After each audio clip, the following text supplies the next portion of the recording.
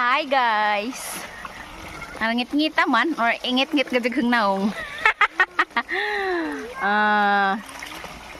Dari tamang laba guys sa Anli tubig. So salamat kayo Ginoo nga bisan pa man sa ano bitong kainit sa panahon still nagbugasong paghihapon ag tubig o nilamdag na. Nagbugasong paghihapon. Mupili na lamang kas sana host number 1 o host number 2. Tapa po mao na guys. Mo na nagdaog supply sa amaang kuan. Tubig nga imnenen.